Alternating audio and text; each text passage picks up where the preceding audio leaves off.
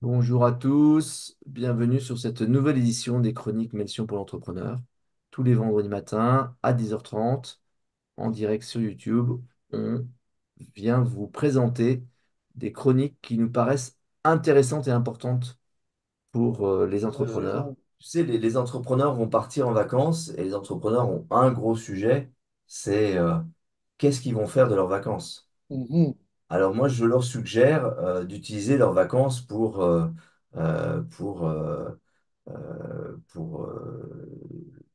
cultiver leur savoir. Donc, je leur propose des sources de savoir sur la culture, le sport ou la santé. Puisqu'en fait, notre objectif à tous, c'est de ramener des objets de conversation, puisque c'est la conversation qui fait la joie d'être ensemble. Euh, le problème, c'est que il faut définir ce qu'est un bon objet de conversation. Alors, il doit être insolite, il faut que ce soit original, il faut que ce soit quelque chose qui va attirer l'attention des autres. Il faut que ce soit différent de ce qu'on peut trouver autour de soi, de ce qu'on peut trouver dans le journal, puisque sinon on va tous avoir le même discours et il n'y aura pas d'échange. Il faut probablement qu'il y ait un petit peu de controverse, mais une controverse sans enjeu. Hein, c'est une controverse qu'à la limite on ne savait même pas qu'elle existait. Parce que, vous le savez tous, il y a des sujets interdits, hein, donc on ne va pas parler d'Ukraine, on ne va pas parler de Gaza, on ne va pas parler de Trump, on ne va pas parler de Macron, on ne va pas parler de Covid. On va éviter les sujets qui figent la conversation, qui la bloquent. Donc les sujets autorisés, la culture avec la musique, le cinéma, l'histoire, la science, les découvertes. Et on ne va pas aller sur des livres car plus personne ne lit aujourd'hui, on est bien d'accord. La lecture, c'est le passé. Donc, on va aller sur YouTube.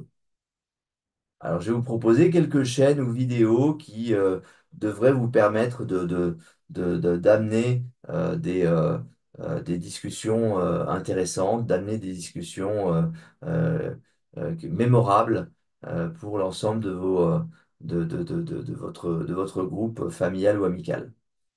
Alors, dans le domaine de la musique, le, l'élément marquant qu'il faut regarder pendant les vacances, c'est évidemment cette petite perle sur l'histoire de Joy Division, qui est, comme chacun sait, euh, le, le- le grand influenceur de la musique contemporaine. Si vous avez un peu plus de temps, vous allez directement acheter le DVD du biopic qui a été fait sur Joy Division, qui s'appelle Control, qui est un film incroyable avec un acteur qui s'est complètement incarné dans le rôle.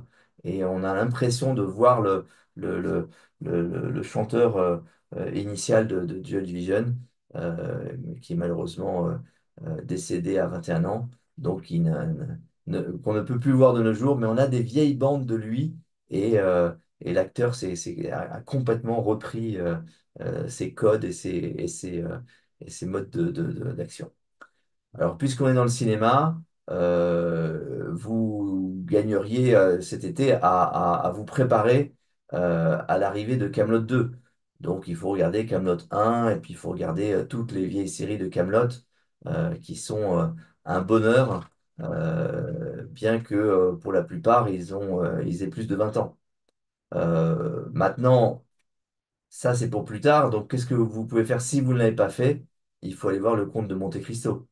Je ne sais pas si vous êtes allé voir cette œuvre, mais c'est du grand cinéma avec des acteurs qui sont très très bons, des décors, des costumes. Bah, l'histoire, évidemment, elle a traversé les âges, donc elle est forcément bonne. Vous avez là un grand moment, je crois que c'est plus de 3 heures, qu'on ne voit pas passer, sauf si un de vos voisins se lève pour aller aux toilettes, ce qui peut arriver dans ces moments-là. Après le cinéma, je vous propose d'aller voir le sport. Évidemment, n'allez pas parler des JO, puisque les JO, ce n'est pas insolite. Mais vous pouvez parler de la NBA, puisqu'il y a des joueurs français qui arrivent dans la NBA et qui révolutionne la NBA. Et je parle notamment de Victor Wembanyama, qui a fait une première saison de débutant euh, avec des statistiques absolument incroyables. C'est-à-dire qu'il fait 20 points par match, ce qui est beaucoup pour un débutant. Il fait une dizaine de rebonds, c'est celui qui réussit à récupérer le ballon quand il a raté le panier. Il fait des blocs, c'est-à-dire qu'il empêche les autres de marquer en leur bloquant la balle.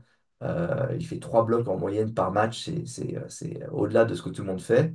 Et puis, il fait aussi des passes pour permettre à ses camarades de marcher. Donc, de marquer. Donc, il est vraiment très, euh, euh, très multi-rôle, très adaptable dans le jeu. Et il a une caractéristique, c'est qu'il fait plus de 2,20 m. Donc c'est un garçon très très grand, très souple malgré tout, qui a beaucoup travaillé à la fois enfin, la maîtrise de son corps et de ses équilibres. Contrairement à certains grands qui sont un petit peu, qui perdent en capacité à bouger, lui, il est en plus très rapide et très mobile. Donc, c'est un phénomène. Les phénomènes, il faut les observer quand ils sont sous nos yeux. L'autre phénomène que vous pouvez observer, c'est ce joueur de rugby gallois qui est en train de rentrer dans le football américain. On l'appelle LRZ parce qu'il s'appelle Louis Rhys Zamit, donc c'est un peu compliqué pour les Américains, donc c'est LRZ. Et beaucoup d'Américains pensaient que bon, ben, il va arriver, mais bon, il va lui falloir 1 ou 2 ans pour trouver sa place. Moi, je parie qu'il va au contraire prendre sa place dès cette année et ça va être catastrophique pour le rugby qui va se faire du coup aspirer toutes ces vedettes et tous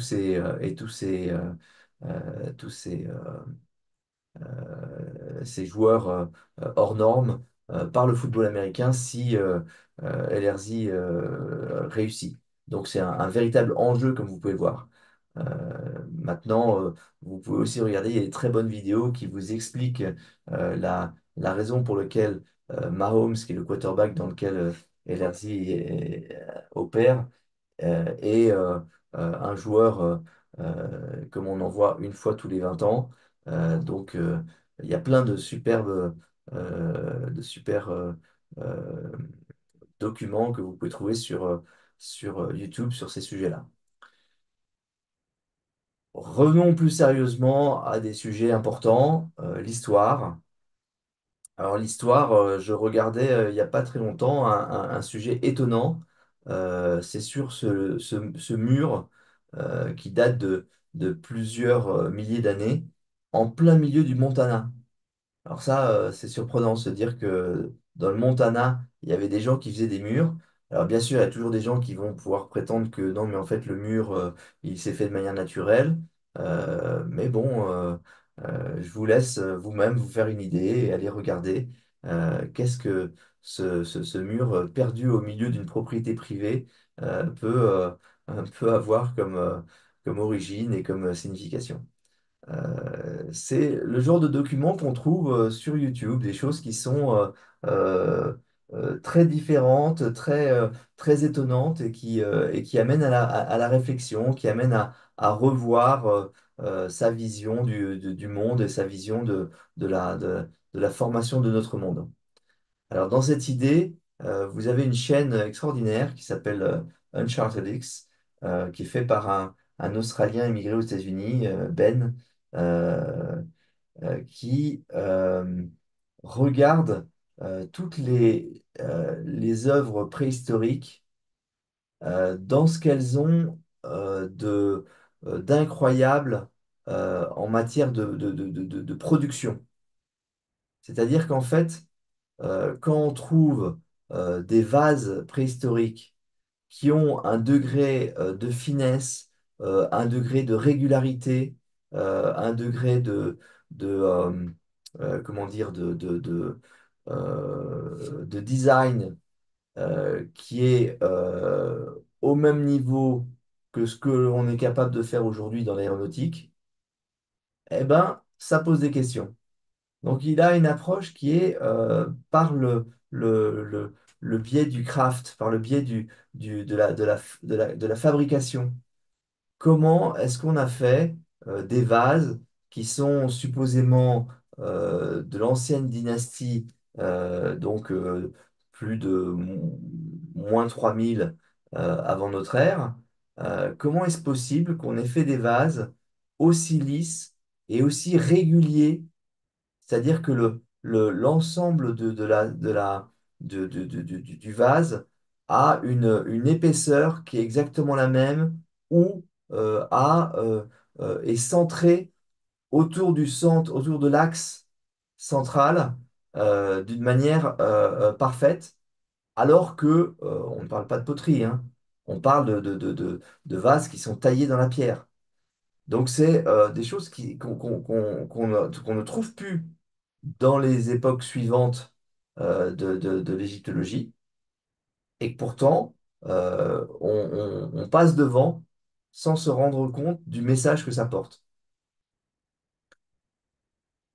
Donc voilà, je vous engage à aller voir Uncharted X. Ça parle aussi bien des restes mégalithiques d'Égypte que de ceux qu'on trouve en Inde. Barabar, ce sont des lieux en Inde qui sont absolument incroyables, avec un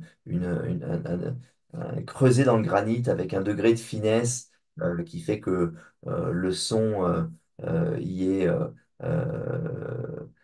hallucinant, et que se dire que au moins 300 ans avant notre ère, on a été capable de faire ça, pose beaucoup de questions. Voilà.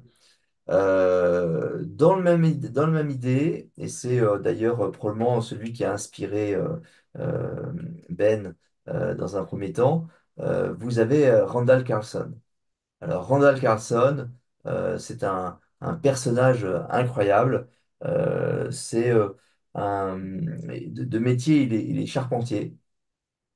Euh, une des raisons pour lesquelles il s'est mis comme charpentier est probablement qu'il était franc-maçon et qu'il s'est mis dans cette idée initiale de la maçonnerie comme moyen de transmettre des savoirs géométriques utiles pour les ouvriers, utiles pour la, la production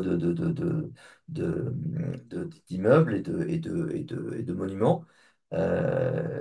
Et avant ça, il a suivi des études de géologie.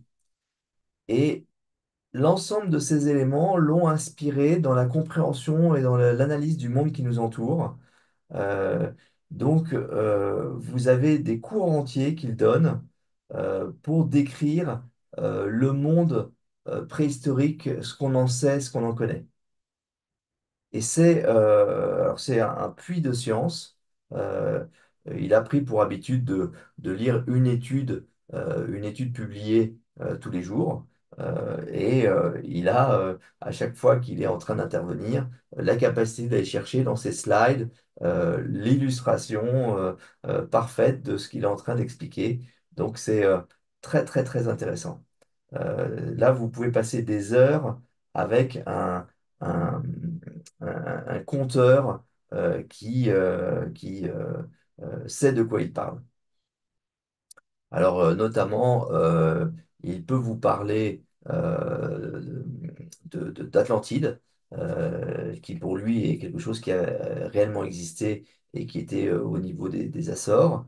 Euh, il peut vous parler aussi de les catastrophes qui ont secoué le continent américain, ou des messages que nos ancêtres qui ont vécu des catastrophes nous transmettent via les chiffres sacrés et les règles qu'on voit dans toutes les grandes civilisations.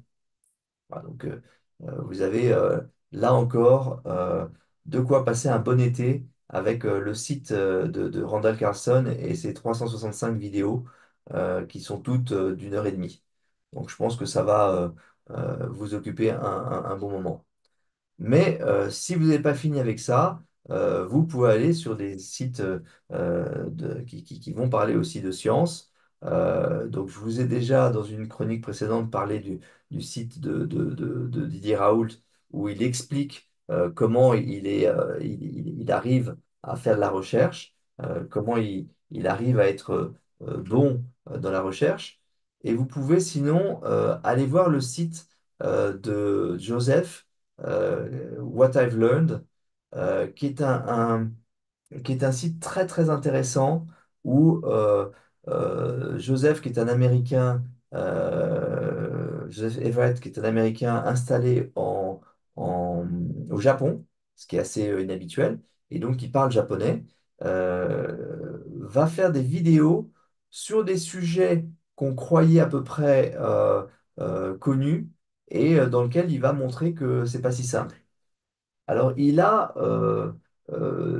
des sujets sur plein d'éléments, évidemment sur la linguistique, puisqu'il est concerné par ça, beaucoup autour de la santé, euh, du besoin de protéines, de l'importance de la mâchoire et de la dentition dans l'ensemble des problèmes du corps humain, enfin des choses très très surprenantes, de l'importance du sel, enfin des choses qui sont inhabituelles et très très bien expliquées avec la subtilité euh, et l'équilibre nécessaire pour laisser la place à ce qu'on ne sait pas encore. Autre site que je trouve toujours très intéressant, c'est le site d'Até Chouette. Até, c'est un Français enfin, franco-canadien qui était un fils de pilote de l'armée de l'air et qui est devenu un pilote de l'aéronaval de très haut niveau et qui a arrêté, a pris sa retraite comme il se doit ou comme il arrive, comme ça arrive, et a lancé une activité pour parler de ce que les règles de l'aviation, les règles de la formation dans